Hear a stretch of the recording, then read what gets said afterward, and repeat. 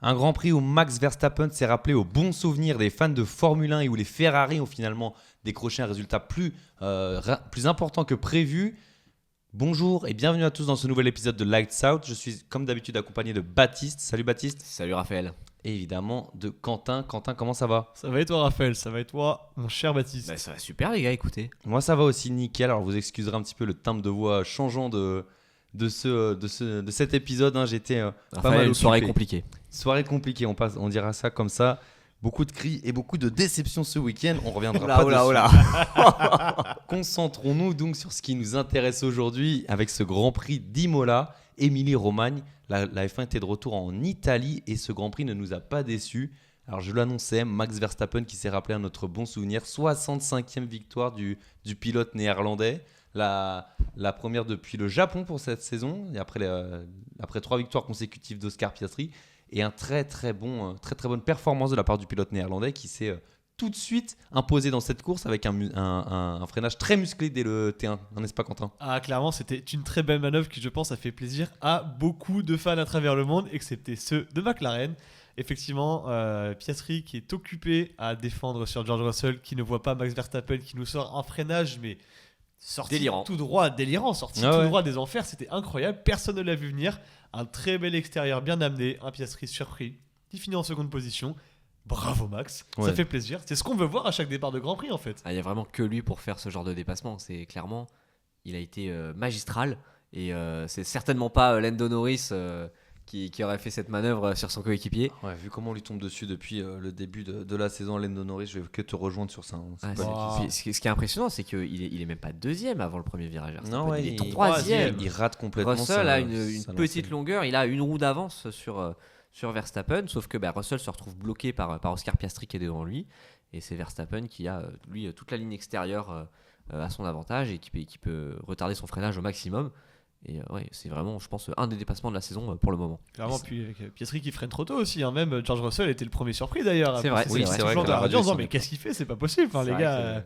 C'est un petit peu à cause du mauvais départ de Max Verstappen au final, puisque lui se foire un petit peu. Il voit George Russell revenir à sa hauteur. Donc Piastri, qu'est-ce qu'il fait ? Il défend à l'intérieur sur la plus grande menace qui est à l'heure actuelle, qui est George Russell. Et puis il se fait surprendre à l'extérieur parce que oui, un petit peu de naïveté, c'est rare de la part de Piastri, mais un peu de naïveté justement sur ce move-là où il s'est dit je suis large parce que Max est vraiment loin, je vais freiner plus tôt et puis ça s'est retourné contre lui finalement. Et pourtant Imola c'est quand même pas le circuit le plus large du calendrier, donc il avait quand même de quoi conserver l'avantage de sa pole position au premier virage. Il y avait moyen de sacrifier le premier virage pour ressortir en tête. Il a montré les gros bras, il veut se faire un exemple pour son enfant nouvellement né, donc très bien.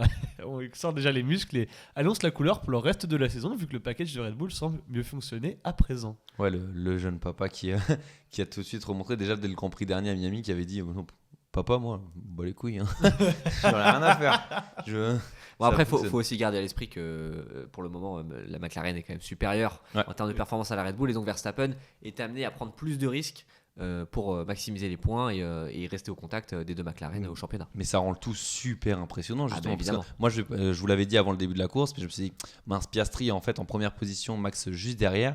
Je me suis dit ça va être compliqué. Moi je vois Piastri s'échapper et puis ça n'a pas du tout. Pas du tout. Ouais, mais tant mieux au final. Autant que ce soit pour le spectacle. Ouais, voilà, le suspense en course ou le suspense au championnat du monde, parce qu'au final Max remporte de gros points. Le fait qu'il ne s'est pas décroché, il me semble qu'il a 22 points si je ne dis pas de bêtises d'Oscar Piastri. Les 3 premiers qui seraient en 22 points, c'est génial. Non, ouais, voilà, donc ça c'est vraiment super intéressant. Et encore une fois, je suis content de m'être trompé sur ça, sur le fait que Piastri allait s'échapper.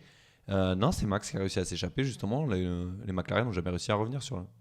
Clairement, puis on voit un Max surtout très ému pendant le podium, qui lui était habitué ces 3 dernières années à se faire huer au possible par le public à cause de son écrasante domination. Cette fois, le public était même de tout cœur avec lui, ce qui n'a pas manqué de porter une petite larme à l'œil, assez inhabituel chez le pilote néerlandais, mais toujours très agréable à voir des beaux moments d'action et d'émotion dans le sport. Ah, vous avez tendu l'oreille au moment des hymnes ou pas ? Eh oui. Ouais. Max Verstappen. J'avoue que ça m'a assez surpris sur le moment, et puis j'ai trouvé ça beau comme tu l'as dit, geste inhabituel de la part de Max avec cette petite larme, mais c'était justement d'autant plus plaisant de voir ça. Et puis ça prouve qu'il est respecté, son talent de pilote et son mérite est maintenant respecté de tous, quoi. Là on pouvait à la manière d'un Lando Norris dire avec la meilleure voiture c'est facile de s'imposer. Cette saison il nous montre que même avec une deuxième, troisième force du plateau il arrive à s'imposer. Donc là, ça c'est déjà cool. la deuxième moitié de saison 2024. Déjà l'année dernière, il nous montrait que sans avoir la Il y meilleure avait une voiture grosse du plateau, disette quand même. Il y a eu une grosse disette, mais il nous a montré notamment sur la fin de saison quand même. Je pense notamment à sa course au Brésil qui a été phénoménale. Bon, certes, avec des conditions assez dantesques, mais phénoménale. Ouais, mais là où justement les capacités du pilote en lui-même ont été, les capacités en elles-mêmes ont été justement remises en avant. Donc, c'est ça. Superbe. Sans transition. Merci les mecs. Allez, bonne soirée. Il y a eu un petit moment de flottement, mais il n'y a pas de souci. Mais Max, on va continuer vite fait rapidement sur lui pour dire que Virtual Safety Car qui lui permet de rentrer au stand, là où Lando Norris s'est fait avoir justement, où il rentre un tour avant la Virtual Safety Car et puis qui fait les affaires, la Virtual qui fait les affaires de Max Verstappen, tout comme Alex Albon aussi, Isaac Hadjar ou encore Lewis Hamilton qui n'était pas encore rentré au stand. Et puis la Safety Car derrière, la vraie Safety Car qui a réduit les écarts à 0. Et je vous avoue que sur le moment, je me suis dit, comment ça va se passer derrière, parce qu'on a Piastri qui ne boxe pas, on a un Lando Norris 3e qui a des pneus frais, et on a un Max Verstappen devant qui a des pneus frais. Comment est-ce qu'on va gérer la situation chez McLaren ? Baptiste, qu'est-ce que tu as pensé du cas McLaren après la relance de course ? Écoute, on a vu un Lando Norris très agressif sur son coéquipier à la relance, mais c'est bien. Il faut Lando Norris, il avait du retard avant Oscar Piastri. Il en a toujours après cette course, mais il avait du retard sur Oscar Piastri au championnat. Voilà, c'est encore trop tôt, je trouve, pour moi, dans la saison, pour que McLaren instaure des consignes de course et privilégie un pilote plutôt qu'un autre. Donc moi, je trouve ça bien qu'on laisse les papayas se battre en piste. Et je trouve ça très bien. Et belle attaque de Lando Norris en fin de course au premier virage pour prendre l'avantage sur Piastri. Après voilà, ça va être le grand souci de McLaren cette saison, c'est que pendant sans doute toute la saison, Lando Norris et Oscar Piastri vont se partager les points, là où Max Verstappen chez Red Bull, ils n'ont aucun souci à optimiser les points avec un seul pilote. Alors, tu le disais, sur la saison, on a raison de ne pas encore donner des consignes, mais sur la course en elle-même, est-ce qu'on n'a pas sacrifié la victoire ? Parce qu'au moment de la relance de course, Piastri 2e a des pneus durs qui ont 23 tours au moment de la relance de course. Certes, il y a eu 6 tours où il n'était pas à fond, il a moins dégradé les pneus. Mais il a des pneus qui sont super vieux, alors que derrière, il y en a un Norris qui a boxé au 46e tour, avec des pneus certes usés, mais qui étaient redescendus en température, qui avait peut-être une meilleure fenêtre d'exploitation que les pneus d'Oscar Piastri. Donc sur la course, Quentin, moi je me tourne vers toi justement, est-ce que tu ne penses pas que McLaren l'a mal joué ? Possiblement, après avoir, encore une fois, avec des si, Paris sera en bouteille. Mais c'est beau ce que tu dis. De temps en temps, ça m'arrive. Il a des envolées lyriques comme ça. Entre 2-3 conneries, voilà, il y a des petits traits d'esprit qui arrivent. Il faut bien, parfois. Mais non, McLaren, oui. Alors, a posteriori, c'est toujours facile. Après, on est dans le rush de l'action, et la safety car, la possibilité de jouer la position en piste, d'aller chercher Verstappen, qui était parfaitement audible. Donc, je pense qu'ils avaient l'avantage d'avoir justement ces deux voitures sur le podium. Donc, ils pouvaient se permettre de tenter une double stratégie, sachant que Oscar Piastri était en avance au championnat. Lando Norris, lui avait aussi plus de choses à aller chercher. Il faut également continuer de remotiver ce pilote, qui a quand même une phase difficile en début de saison et qui est sur une bonne lancée. Donc pour moi, finalement, maintenant qu'on y réfléchit, le call n'était pas si bête que ça. Après, tu vois, je me dis que on l'a vu en début de course, Piastri était quand même en grande délicatesse sur la gestion des pneus tout au long de cette course, notamment lors de son premier relais en médium. Donc sans doute que chez McLaren on s'est dit Lando gère mieux les pneus, donc justement c'est l'occasion de lui mettre des pneus neufs pour qu'il puisse taper, c'était des gommes rodées mais des pneus en tout cas quasiment neufs pour qu'il puisse taper dans la gomme et aller chercher peut-être Max pour la victoire. Mais justement, pour moi, je vous le dis, on est passé à côté d'une opportunité de victoire pour Lando Norris sur cette course-là. Moi, c'est comme ça que je l'ai vu. T'as appelé Zach Brown pour le prévenir ou pas ? Oui, mais tu sais quoi, on a discuté par message, mais lui il a dit que cool. Papaya roule, tu connais. Tant pis, j'ai pas insisté plus que ça. Il a laissé ça comme ça. Justement, par rapport à Lando Norris, j'ai une petite question pour vous. Là, de tête, vous savez, quand est-ce qu'était sa dernière victoire ou pas ? C'était cette saison. Oui, quand est-ce que c'était sa dernière victoire ? Premier Grand Prix de la saison, non ? Ouais, exactement. Il n'a pas gagné depuis le Grand Prix d'Australie, quand même, Lando Norris, tu vois. Donc, dans la gestion d'un pilote aussi, je me dis que ça aurait pu être bénéfique pour lui, dans le mental, d'aller chercher celle-ci, ou du moins avoir l'espace pour y aller, parce qu'on les a laissés se battre. Bon, moi, encore une fois, je ne suis pas très fan de ce choix-là, parce qu'ok, on est trop dans le championnat du monde, d'accord. Mais sur la course en elle-même, pour moi, il fallait inverser les places, ou au moins le laisser passer, mais bon. Après, ça, encore une fois, c'est à la discrétion de chacun. Sauf que si on laisse passer, après on va dire oui, mais Oscar Piastri devant au championnat, c'est peut-être bête et c'est pas comme ça que Lando va reprendre confiance si on lui donne une opportunité sur tapis vert. Et puis après la prochaine course, s'il doit y avoir une consigne d'équipe, on va dire mais Aimiola, vous avez fait ci. Ok, mais dans ce cas, je vous rappelle la radio de Lando Norris au moment de la safety car. Je vois que les pneus d'Oscar Piastri sont très usés. Il dit, en gros, il fait comprendre, laissez-moi passer. Si je ne vais pas rattraper Max, je leur laisse passer. Pour moi, c'est assez clair dans le sens où, en plus, comme c'est lui qui initie le mouvement, tu pouvais laisser passer Lando Norris tranquillement en te disant, vas-y. Derrière, on sait qu'on ne va pas nous rattraper. On a Charles Leclerc qui est sur des pneus pareil très usés. Vas-y, laisse passer Lando Norris et temps d'aller chercher la victoire. Ils auraient pu. Ils auraient pu, maintenant, voilà, il y a stipulation entre pilotes, encore une fois, il n'y en a que 3 qui savent en l'occurrence, enfin, plus que ça si on compte le muret descendre complet, mais il y a une équipe qui sait, les autres, on est contenté de seulement espérer, de créer des choses à côté pour essayer de deviner. Maintenant, ils l'ont fait, de toute façon, ce qui est fait, on peut juger a posteriori. À coup sûr, c'était une mauvaise décision, ils en tireront les enseignements pour la course qui vient. N'oublions pas que c'est quand même l'écurie qui est numéro 1 sur les 2 classements, donc à coup sûr, ils vont prendre beaucoup de recul dessus et optimiser ça pour le reste de la saison. Ils ont quand même marqué des gros points en finale, quand même. Ils font 2e et 3e. Ouais, c'est pas comme s'ils repartaient d'Imola avec 3 points. Quoi, tu vois. Mais je suis quand même surpris de ne pas avoir vu une déclat derrière de Lando justement qui se plaignait de ça. Tant mieux au final, peut-être preuve de maturité sur ce coup-là. Spirit, ouais. Mais voilà, moi ça m'a quand même assez surpris et un peu dérangé justement sur cette fin de course. Autre bon résultat, c'est les Ferrari. Oui. Ah voilà, je vois que mon Quentin il s'en joue. Voilà. Avec un Lewis Hamilton 4e à l'arrivée et un Charles Leclerc 6e. Alors, on l'a expliqué tout à l'heure, Lewis Hamilton qui a profité de la virtual safety car pour s'arrêter. À ce moment-là, il était 6e au moment de la virtual safety car et au moment de la safety car 5e. Il se retrouve juste derrière Charles Leclerc. Non. Juste derrière Alex Albon, Alex Albon au moment de la reprise de course. Alex Albon qui avait aussi chaussé des pneus neufs. Et puis un très bon résultat, on est passé pas loin du podium pour Ferrari. Très clairement, puis d'abord un ascenseur émotionnel du côté de Ferrari, parce que double sortie en Q2 en qualification, le cheval a carrément quitté le logo, arrêté de cabrer, on a vu pléthore de blagues qui m'ont fait beaucoup rire, comme dirait Chirac, dans un premier temps ça m'a fait sourire. Le cheval fracassé là. Voilà, et dans un second temps je n'ai pas souri, parce que ça me fait sourire de voir les blagues, ça fait moins sourire de voir que le résultat est réel, et donc double élimination en Q2, P11 et P12. Voilà, la voiture, une charrette en qualif. Je veux dire, même quand on voit les 2 Aston Martin qui pourtant d'ordinaire peine, c'est horrible de voir les Ferrari derrière. Apparemment, écoute, elle se révèle le dimanche, la Ferrari, ce qui était une très bonne news. On a vu un Lewis Hamilton notamment avoir un très bon rythme. C'est bien, reprendre du poil de la bête, plus agressif, tenter des manœuvres. Et ça fait plaisir à voir, un peu plus de confiance à la radio aussi. Après la grande déception que Leclerc et lui-même ont eu tout le long de ce week-end. On demandait à Charles Leclerc est-ce que c'est des bonnes nouvelles pour Monaco. Il a simplement répondu non. Ah ouais. Non. Et non, et c'était la dernière question de Laurent Dupin, mais non, je me retourne caméra. Non, drop the mic. Ah ouais. Voilà, c'est ça. Donc, honnêtement, oui, ça fait du bien de voir les Ferrari reperformer en course. Maintenant, comme ça a été dit tout au long de ce Grand Prix, il va falloir trouver les clés pour débloquer la perf le samedi, afin de partir plus haut et d'aller chercher ces bons podiums, voire victoires lors des courses. C'est vrai que c'est assez dingue quand même de voir depuis le début de saison que Ferrari est à la ramasse le samedi, et spécialement ce week-end, parce que encore jusqu'à présent, ils atteignaient la Q3. Bon, ils étaient 7 ou 8, mais ils atteignaient la Q3. Et là, pas de Q3, directement élimination en Q2, départ de la 6ème ligne sur la grille. Et effectivement, de voir le contraste entre le samedi où ils sont à la ramasse et le dimanche où ça fonctionne très bien.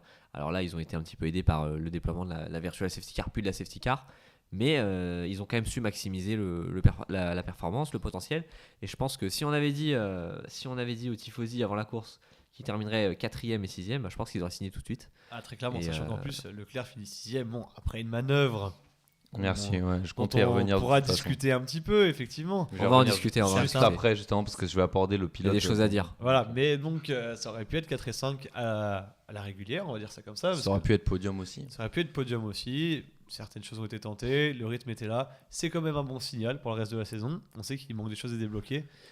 J'analyse rapidement. Le problème de Ferrari, c'est qu'on voit des très bonnes top speed, mais une vitesse moyenne sur le tracé qui est vachement basse par rapport aux écuries concurrentes.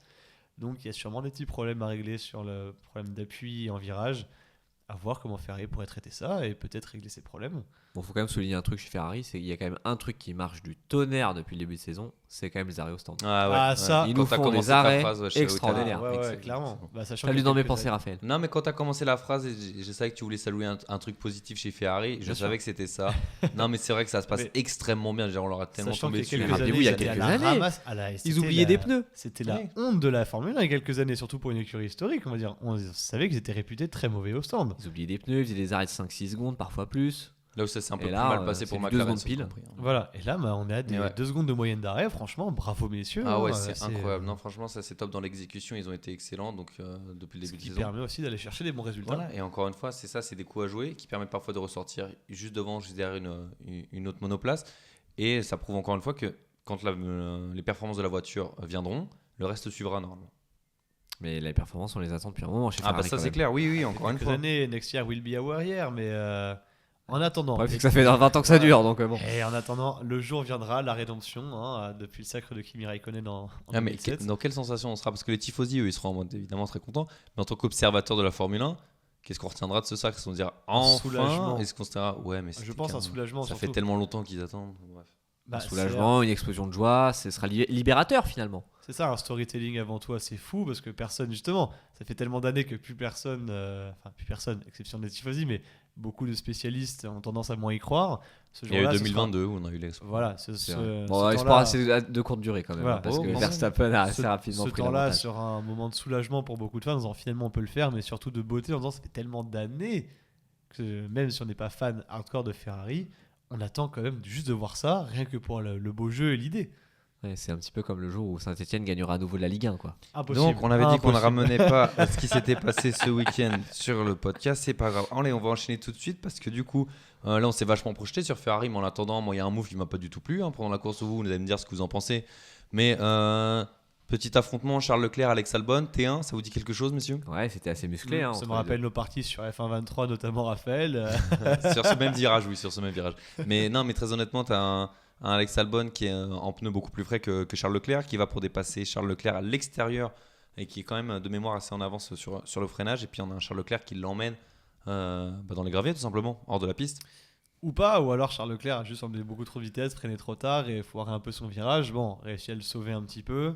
Et malheureusement, Alex Albon en fait les frais. Ce serait pas non plus la première fois qu'on voit Leclerc faire le manœuvre très musclé. On se rappelle à Monza sur Lewis Hamilton dans cette même saison 2022, où il avait légèrement décalé sur la zone de freinage et forçant Lewis à mettre deux roues dans l'herbe et le gravier. Bon, c'est un move discutable, mais ça peut aussi être un fait de course. Pareil, tout se passe très très vite. Bah moi je trouve qu'il n'y a rien à dire, enfin excusez-moi mais je vous trouve un petit peu dur avec Charles. Quand c'est Verstappen qui fait ce genre de move, on crie au génie. Là c'est Charles Leclerc, il l'a poussé au large, il doit rendre la position. Bah je suis pas d'accord. Alors je comprends la remarque sur Verstappen, bien que je ne fasse pas de partie de cette équipe qui hurle au génie à chaque fois, mais je la comprends tout à fait. Mais encore une fois, moi je suis d'avis à déjà juger l'action en elle-même, ensuite à comparer, mais sur l'action en elle-même, Charles il en a trop mis pour moi. C'était très musclé, bien sûr, c'était très musclé et c'est sans doute qu'il n'aurait pas fait cette manœuvre s'il n'était pas sous la pression d'Albon. Maintenant, moi, si j'étais commissaire, j'aurais pas mis de pénalité. Après, peut-être que je suis un peu dur parce que je me suis pris d'affect là pour les Williams qui reviennent, qui démarrent fort cette saison-là. Il y a de ça aussi. C'est le cœur qui parle là. Ouais, là, il y a un petit peu de ça aussi, mais je trouve que c'était un peu trop musclé. Là, on a un Alex Albon qui finalement rate possiblement un podium sur cette situation. Parce que regarde où Hamilton, pour rappel, à la suite de cette manœuvre, donc on a un Alex Albon qui se fait dépasser. Attends, justement. Je vais trop vite, pardon. Non, mais c'est pas ça. C'est on a Lewis Hamilton du coup qui profite de cette manœuvre ratée pour passer Albon, puis après passer Leclerc parce qu'il a des pneus beaucoup plus frais. On demande de toute façon à Leclerc de le laisser passer et qui revient très fort sur Oscar Piastri, oui, pardon, qui était à 1,5 seconde au début du dernier tour. Moi, j'imagine un Alex Albon qui aurait pu revenir aussi. Tu vois, alors en effet, dépasser, c'est une autre paire de manches, mais vraiment, Alex Albon avait de fortes chances d'au moins aller se battre pour la P3. Je sais pas ce que toi, Quentin, par exemple, t'en penses, mais moi, le mouvement, pour moi, il a tellement coûté à Alex par rapport à ce que a perdu Charles Leclerc, parce qu'au final, on lui a juste demandé de rendre la position à Albon derrière par peur de la pénalité. Donc, ce qui prouve bien que même chez Ferrari, on jugeait que le move était très moyen. Donc voilà. Ouais, on s'est protégé de la pénalité. Après, cette ouverture de Raphaël m'amuse beaucoup parce qu'on a eu cette même discussion plus tôt dans la saison et c'est justement toi, Raphaël, qui m'a rappelé à juste titre à l'époque. On juge l'action, pas le résultat. Ouais, mais je me suis exprimé sur l'action en elle-même. Bien sûr, et voilà, donc là, le fait qu'Albon potentiellement rate un podium ou quoi, ça n'est pas censé influer. Ouais, mais malheureusement, peut-être, la décision des commissaires. En tous les cas, pour moi, oui, ça relève plus du fait de course, d'une simple erreur de jugement, plutôt qu'un move d'assassin en lui-même. Assassin, forcément, tu mets des mots dans ma bouche que j'ai pas dit. Mais encore une fois, on est sur un premier virage qu'on connaît, sur une chicane, et qu'on regardait comment il prend la chicane. Il n'y a pas de place. Il n'y a pas de place pour une deuxième voiture, sachant qu'ils sont côte à côte. Moi, j'ai une question pour toi, jamais. Raph. Si c'est pas du bac à gravier et que c'est de l'asphalte à la sortie de la chicane, est-ce que pour toi c'est pénalité ou pas? La question est bonne. Je vois totalement ce que tu veux dire. C'est un débat qui revient souvent. Parce que là, forcément, la manœuvre rend. Enfin, le fait que Albon aille dans le bac à gravier, ça rend la manœuvre musclée de Leclerc un peu impressionnante. Mais si c'est de l'asphalte, c'est pas, ça choque personne, quoi. Bah ouais, mais pour moi, c'est le comportement de Leclerc qui aurait changé, pas celui d'Albon, puisqu'Albon, même en ayant du gravier devant lui, il y est allé. Donc si ça avait été de l'asphalte, il y serait allé tout autant. Ce que je veux dire, c'est que Leclerc, justement, là, tu vois, il était peut-être en plus sur la retenue que si ça avait été de l'asphalte. Je sais pas si tu vois ce que je veux dire exactement. Bah, en tout cas, moi, je suis. Mais oui, je vois ce que tu veux dire. Mais moi, enfin, encore une fois, moi, ce 2 poids 2 mesures de quand c'est Verstappen, on crie au génie et quand c'est un autre Oui, pilote, voilà, ça, je peux comprendre. c'est pas fair play. Il le pousse au large. Non, je suis pas d'accord. Après, je pense que c'est le public. Mais cependant, nous trois pouvons nous réunir autour d'un même fait, c'est que nous préférons les vraies batailles du style de celle qu'on a vue à Miami entre Lewis Hamilton et Esteban Ocon. Très tendues, mais très propres, bien musclées. Le beau pilotage qu'on aime, c'est la tradition, pas des fous furieux surboostés en testostérone et en pression. Clairement, oui, on peut se réunir autour de ça. On aurait préféré voir ce type de bataille entre Leclerc et Albon, ça, rien n'est plus sûr. Surtout, on fait beaucoup de comparaisons entre Williams et Ferrari depuis le début de saison. Oui, c'est vrai. Donc, ça aurait été l'occasion de voir ce que pouvaient donner un petit peu ces échanges. Quoique musclés, même si c'est sur Émilie-Romagne à Imola, sur une piste un peu short, un peu étroite, quand même, ça aurait pu donner une très belle manœuvre. Et je suis d'accord que c'est très Un dommage. tour avant, il y a une tentative, non, d'Alex Albon, juste un tour avant, justement, Ouais, qui n'aboutit pas. Au pareil, il est sur l'extérieur, mais bon, cette fois, il lâche. Il lâche Mais un bref, petit peu. Au-delà de ce fait de course, Alex Albon réalise quand même une superbe course. Et il démarre c'est à pas la septième première fois position. cette saison. C'est pas la première fois cette saison, mais les Williams fonctionnent très bien en qualification notamment. Des arrivées en Q3 de plus en plus régulières. La 6e et 7e pour les Williams. On a Alex Albon qui termine du coup 5e. Et on a un Carlos Sainz qui est aussi dans les points. Donc, 8e. Voilà, donc on a des Williams qui fonctionnent encore une fois très très bien. Effectivement, surtout quand on sait qu'ils étaient censés, on le répète à chaque fois j'ai l'impression, mais ils font des très bons résultats alors qu'ils sont censés sacrifier l'année. Ça fait plaisir, rien qu'en termes de statistiques pures, en termes de data, ils font une saison exceptionnelle par rapport à ces, je sais pas, Obama, 10 dernières années, pour remonter à l'époque. Ah oui, facilement, parce que la dernière bonne saison de Williams, c'est 2015. 2016-2017, ouais. Ouais, ça encore. Et encore déjà en 2017, ça commence à bien 2017, il y a baisser. eu des coups d'éclat encore, mais oui, c'est on 2016, abuse un peu. Allez, mettons 8 ans. Depuis ces 8 dernières années, clairement, on est sur leur meilleur départ de saison pour une année qu'on est censé abandonner. Clairement, les stratégies de restructuration fonctionnent. Ça fait toujours plaisir à voir. Les mots de Raphaël, je trouve, sont très révélateurs. Je me prends d'affection pour Williams, c'est vrai, et je pense que c'est le cas d'un peu tous les fans sur la grille. C'est-à-dire qu'on ne peut que saluer le travail, on l'apprécie et on les soutient. Ouais, moi, je serais curieux de savoir l'impact que Carlos Sainz a eu dans cette progression de Williams cette saison. Parce que je pense vraiment qu'ils se sont servis de toutes les infos, toutes les données qu'il a pu récolter chez Ferrari, notamment l'année dernière, pour contribuer au développement de la voiture cette saison, même si, tu l'as dit Quentin, ils ont quand même plutôt sacrifié cette année pour 2026. Mais ouais, pour une année sacrifiée, ça a quand même sacrément de la gueule, et ça donne envie de voir ce qu'ils vont faire l'année prochaine, quoi. Moi, justement, j'ai vraiment cette image de cocktail qui fonctionne bien entre Carlos Sainz et Williams, où lui arrive, il ne savait pas forcément à quoi s'attendre, mais il arrive dans un environnement très cadré qui fonctionne bien, où tout le monde a envie de bosser et de tirer l'équipe vers le haut, grâce à James Valls. Encore une fois, c'est lui qui a instauré cette politique au sein de l'entreprise. Et puis en même temps, on s'est servi, comme tu as dit, d'un Carlos Sainz qui avait une expérience forte de beaucoup d'écuries différentes et qui sortait de plusieurs saisons chez Ferrari. Et la mayonnaise prend en fait tout simplement chez Williams. Et ça fait plaisir à voir, encore une fois. Ah mais totalement, d'ailleurs, toute cette restructuration, parce qu'en tant qu'aspirant à travailler dans cet univers, notamment côté management, je prendrais grand plaisir à faire un petit hors-série sur expliquer la manière dont Williams fonctionne et est restructuré par James Valls. Toute cette stratégie peut être vraiment intéressante à développer. Mais effectivement, c'est un travail qu'on ne peut que saluer, et même si on n'a pas spécialement d'affect pour l'écurie de Groove, ça peut être que très sympa à suivre, et on a tous hâte, je pense, de voir le prochain Grand Prix pour voir où ils vont réussir à se placer, et surtout de voir Carlos Sainz commencer lui également à monter un peu en puissance au sein de l'équipe. En parlant de prochaine course, justement, l'avenir d'Imola est toujours incertain. On pour rappel, le contrat de ce Grand Prix se termine cette saison. On n'a toujours pas plus d'informations sur ce qui devrait en advenir, mais forte suspicion que c'était probablement le dernier Grand Prix ici en Émilie-Romagne, Baptiste. Ouais, moi personnellement, je suis assez triste de ça, parce que Imola, c'est quand même un de mes circuits préférés, je trouve. Je trouve qu'il a quand même des superbes virages. Je pense à Aqua Minerale, Mais encore en F1, c'est difficile, je trouve. Dans d'autres catégories, virage de Tosa. Oui, non, mais alors, le problème, voilà, c'est que c'est comme beaucoup de circuits, malheureusement, traditionnels, j'ai envie de dire. C'est un circuit qui n'est plus adapté à la F1 moderne, puisque avec les tanks que sont les Formule 1 aujourd'hui, malheureusement. Et on le voyait notamment sur certains plans d'hélico ce week-end, quand tu voyais qu'ils essayaient de dépasser. Je pense notamment, par exemple, la séquence où en début de course on voit Lando Norris qui essaie de dépasser George Russell. Tu voyais bien qu'il n'y avait pas la place pour 2 voitures sur la même ligne. Donc malheureusement c'est un circuit qui est devenu indoublable, sur lequel aujourd'hui il est très difficile de dépasser à part au premier virage. Donc malheureusement plus adapté à la F1. Mais ouais, je trouve que c'était un beau tracé. Enfin, c'est un beau tracé. On a quand même des virages mythiques. On a l'épingle au premier virage, on a ce que je disais, le virage de Tosa, l'épingle Villeneuve, Aqua Minerale, qui moi je trouve qui est pour moi un des plus beaux virages, un des meilleurs virages de la saison. Donc voilà, un petit peu triste si jamais Imola venait à quitter le calendrier, mais malheureusement compréhensible. Alors après, pour tous ces tracés historiques, comme tu dis Baptiste, on a un peu le cul entre deux chaises, si vous me permettez l'expression. Mais je vous en prie, Quentin, allez-y. Avec grand plaisir, merci. Et c'est que les pilotes sont équivoques là-dessus. C'est que le tracé est incroyable à piloter, est incroyable visuellement. Néanmoins, il est vrai qu'il n'est pas adapté à la F1 moderne et que faire la course dessus est une sainte horreur, en fait, globalement.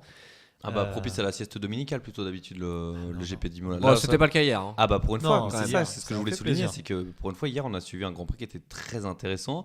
Un des meilleurs, je dirais, de cette saison, quand même, qui n'est pas le meilleur, mais qui a été vraiment très intéressant. Pas jusque-là, mais oui, un Grand Prix sympa. On a eu des Grands Prix bien plus ennuyeux cette saison que celui d'Imola. Ouais, mais on a eu des Grands Prix encore un petit peu mieux. Et encore une fois, Australie, Miami. En tout cas, pour en revenir au cas d'Imola, en voyant tous ces Grands Prix qui re-signent, on a vu Miami qui poursuit au-delà même de 2040, un contrat 2041, monumental, 2041, d'autres circuits qui reconcluent pour 2037, voire plus ou moins ces dates-là. Et tu vois des tracés historiques comme Spa qui vont rentrer en alternance. Super. Voilà, c'est ça. On va dire qu'il y a quelques tracés qui sont un peu menacés. Alors qu'en WEC, parce qu'il y a eu le Grand Prix, il y a eu les 6 heures c'était incroyable. de Spa-Francorchamps en WEC, encore une fois, ça donne des courses superbes, des images incroyables. Tout à fait. Mais donc, comme le rappelait un invité exclusif, pour ne pas citer un grand avocat d'affaires qui nous très bien placé dans le monde de la Formule 1, nous disait que pour tous les intérêts financiers, beaucoup de ces tracés étaient voués malheureusement à disparaître car les villes, les régions et les associations ne pouvaient plus se permettre de s'offrir la Formule 1 avec des normes de sécurité grandissantes et surtout des enjeux financiers qui sont totalement à l'opposé de ce qu'était l'origine de ces endroits-là. Donc quand on voit les nouveaux arrivants comme l'Arabie Saoudite qui peut investir des centaines de millions, des milliards tous les ans pour amener les Grands Prix, je pense que malheureusement on va être sur une tendance à voir ces petits tracés très sympathiques disparaître au profit de nouveau. Alors on va quand même en conserver en Europe parce qu'il faut conserver un équilibre. Oui, après voilà, n'oublions pas quand même qu'il y a quand même un autre Grand Prix en Italie déjà, donc l'Italie faisait un petit peu office d'exception dans le calendrier en ayant 2 Grands Prix. Voilà, ils vont pas non plus complètement disparaître de la carte de la Formule 1, ils gardent un Grand Prix annuel, donc voilà. Non, je parle pas de l'Italie à disparaître. C'est pas comme l'Allemagne ou la France qui n'a plus aucune course. Ouais, mais je parle surtout des tracés un peu historiques comme ça, plutôt étroits, sur lesquels on a vu des très belles actions, parfois des images un peu terribles pour prendre le cas d'Imola. Néanmoins, oui, malheureusement, ce genre de tracé, heureusement ou malheureusement, selon les actions en piste, parce que l'édition 2025 d'Émilie-Romagne faisait exception. Donc, heureusement ou malheureusement, ce genre de tracé est voué à disparaître au profit de nouveau. Très rapidement, messieurs, avant de conclure, je vais évoquer un cas, parce qu'on a quand même un petit nouveau sur la grille, enfin un petit nouveau manière de parler, Franco Colapinto, qui a eu un week-end, voilà, un revenant, très bien trouvé, qui a eu un week-end plutôt compliqué, hein, j'ai envie de te dire, crash en qualification et puis une anodine P16 en course. C'est bien. Qu'est-ce qu'il y a à dire sur Franco ? Moi, je trouve que c'est une très belle performance de Franco Colapinto qui a totalement justifié son remplacement, le remplacement de Jack Doohan qu'il a effectué. Non, franchement, c'est bien. Il explose la caisse dès la première qualif. On a remplacé un Jack Doohan par un autre au final. Non, franchement, c'est top. Bravo Alpine pour ce choix. Fallait avoir la vision. Bravo Flavio. Et en attendant, ils vont Briatore. prendre extraordinaire. Briatore s'en fout parce qu'il a peut-être éclaté une caisse, mais ils vont prendre max d'oseille grâce aux sponsors argentins qui vont débarquer dans l'écurie. Ouais. On parle d'ailleurs même d'un remplacement d'un sponsor titre enfin, parce que pour vous révéler une petite information qui n'est que semi-confidentielle chez Alpine, on déploie le maximum pour se séparer de BWT, pour ne pas les citer. Donc très clairement, il y a un objectif derrière. Franco Colapinto est là pour ça. Son contrat de 5 courses, nous verrons, parce que tant qu'il peut ramener les fonds, on va le conserver encore un petit peu, sachant que Pierre Gasly est là pour assurer les performances en piste. Et oui, l'Alpine globalement, bon, toujours pas trop ça en termes de performance. Ouais, d'ici 10 courses, ça visera la victoire. Ouais, comme d'habitude. Hein. Allez, non, j'admets, on est peut-être un peu fou. 12 courses, c'est plié. Et puis Aspas, c'est Raphaël qui prend le volant après Colapinto. Et toutes les 5 courses, on alterne avec nous 3. Hein, à la fin. Et après, ce sera Squeezie. Voilà. Je propose aussi, vu le rythme auquel changent les teams principaux, clairement, je peux le faire en alternance l'année prochaine. Je suis dispo, les potes. On va commencer à discuter avec eux, on verra. On va essayer de contacter quelqu'un au sein des ressources humaines pour voir s'il n'y a pas quelque chose à faire.